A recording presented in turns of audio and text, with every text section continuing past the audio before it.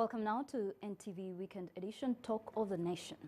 Now, the purpose of journalism is to provide citizens with the information they need to make the best decisions about their lives.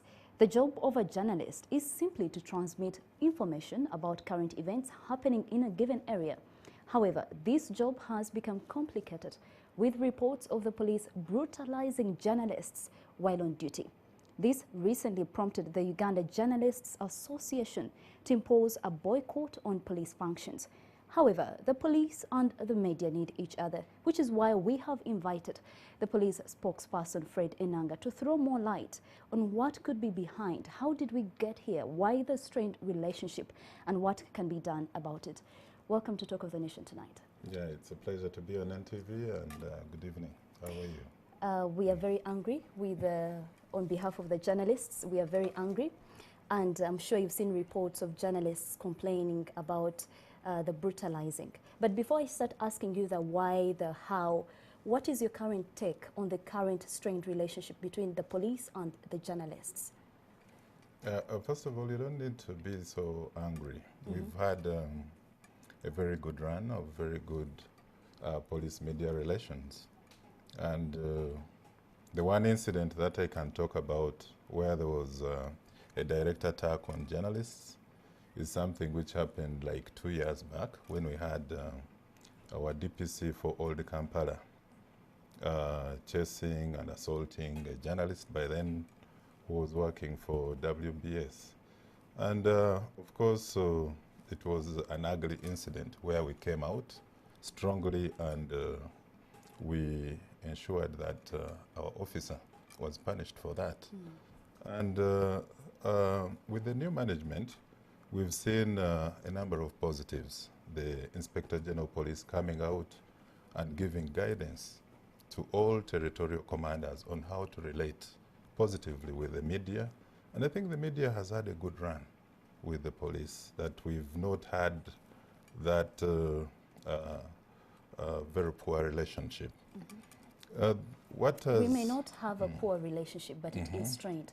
We have seen journalists still being brutalized while covering the people power protests and now the most recent, the Makerere University protests. So when you say that we've had a good run, it's a bit questionable.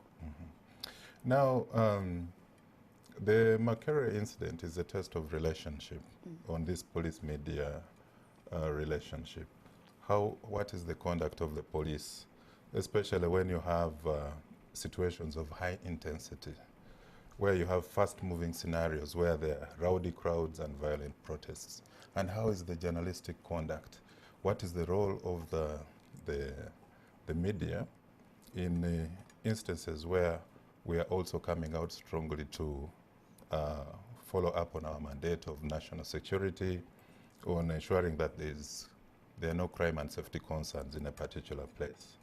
Now, you'll get to note that our police commanders are usually briefed on how to police a particular situation, like what has been happening in Makerere. And at the same time, we really had to ensure that the media has that space where it can freely conduct its activities.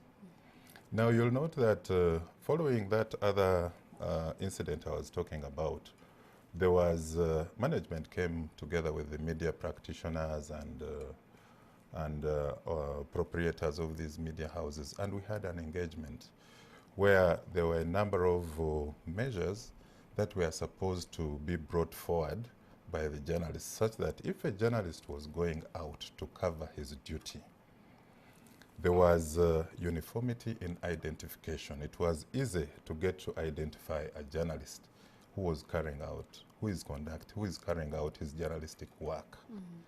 Now, the challenge that we do get in these high intensity situations is that journalists tend to stray away from this protective cover that is given to them by the police and other security agencies. The journalists that we did see being brutalized actually were wearing their jackets that show where they work. You will agree with me that the situation, the last incidents which happened on Thursday and Friday, didn't get the journalists on their own, because there was a rowdy situation that was on the other side of Chikoni and Chikumi, where we've been having infiltration of non-student actors finding their way into the university. So the protests moved out of the university onto the other side. But again, we have not had 100% that direct confrontation with journalists. We have I actually, have, we have actually, what I there remember, was a time during the course of the week the no, strike started. the incident that I do remember was stopping the journalists from covering the story. Yeah? No, what I do remember, what was being agreed upon. You know, it is not like sometimes the covering of some of these incidents by journalists, you can see that there are also concerns by other stakeholders. When you look at the manner that the journalists do carry out their work, there were complaints of unbalanced reporting by a section of journalists in this. And I even remember I attended one of the press briefings by the university management, where they were engaging members of the media. And one of the media houses reported within seconds something which was so contrary about what the university management had done. So the management and security agreed that it is only when the media has been invited that we should give them access, so that this unbalanced reporting of the incident, which sort of is insightful, does not take place. And that was on agreement with the university management. So it was followed on. Afande Enanga would love to understand, are you trying to say that the police did not at any given point brutalize journalists? Now, usually when you get, by the way, what I can bring out here is that the only incident where I think we dispersed journalists and university students was when they were covering a press conference that was called upon by disabled students at the university. The media came and informed them that following what I've just explained to you, that management is saying there are avenues which have not been exhausted. We are seeing a lot of reporting with individual groups and so on and so forth, yet there are still mechanisms that would involve like dialogue with the university and so on. So we told the journalists, please, we are asking you not to go ahead with this press conference. Let the disabled students come up with their petition to management, so that this business of attending to this group of students, then you're having running battles again on the other side, should be avoided. And that is what happened. Now we have been seeing, whether it is journalists or other actors, bringing out recycled videos, okay? Recycled videos of what has been happening in the past. And I think that is not correct. What we have asked, we have said that there is no police officer who is above the law. If at all there is, and this is something that I want us to agree upon, that journalists should always thoroughly document the actions against journalists by police officers, that if there is one of them, because there were many journalists then, we have not seen any direct video which is showing like an FFU police officer directly manhandling a journalist, so that we can authenticate that video, and then we get to follow up on the officer and see to it that is punished, so that it can promote fear. Have you at any given point received information that some journalists are receiving death threats from some officers in the police? No, there's nothing on record. And that is why it is important. If you follow up with the Association of Journalists and find out, is there any complaint that has been reduced in writing? You won't find any. None of them has come up with a medical report that shows the extent, the classification of injuries that they have sustained. And yet, we had our commanders who were effectively supervising our officers. Now, some of the pictures that we have seen of injuries, The injuries have been posted on social media, but there is nothing that shows how the injuries arose. You have all these journalists who are there. You have citizen journalists who are there. They should have captured an officer battering a journalist. We have given these officers badges. They have identification, which is very, very clear, and which can actually help us wherever we have these engagements with when we are policing these high intense situations. What is true, however, is that there is currently a strained relationship. Do you believe the media are partners with the police? But then why is it that it is us who protects them? Okay. Okay, we do complement each other in a number of ways, especially where there are public interest related events, like what is happening now at Makerere.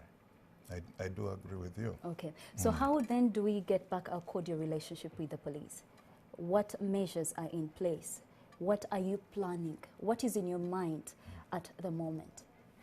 I think on the side of the police, I think we need a dialogue, an engagement with media practitioners, including owners of the media houses and a number of activists as well.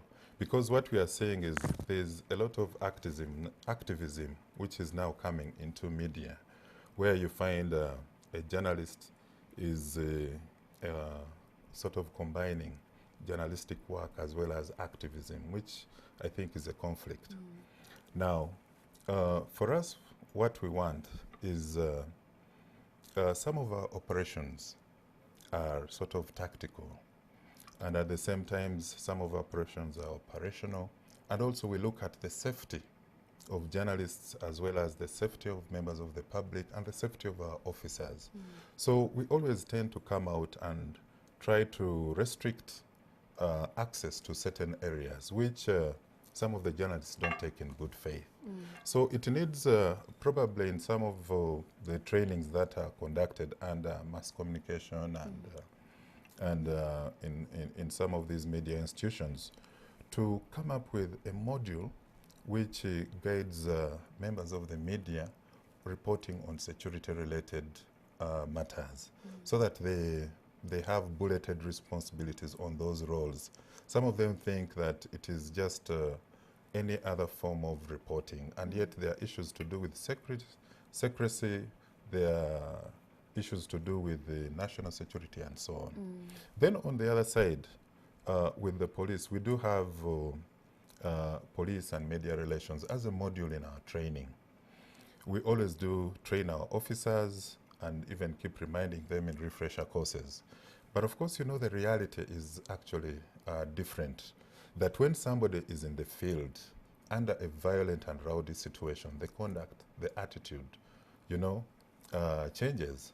The same applies with journalists. You've seen some journalists who are so tough, and because of that situation, a stone has hit him and something of the sort. So he comes up very bitter with his style of reporting. So that one happens. But we would think that it's important that when we are going for such events, the police and the media, we could engage and guide the media and tell them, today we are going to police Makerere. The management is organizing a talk with you.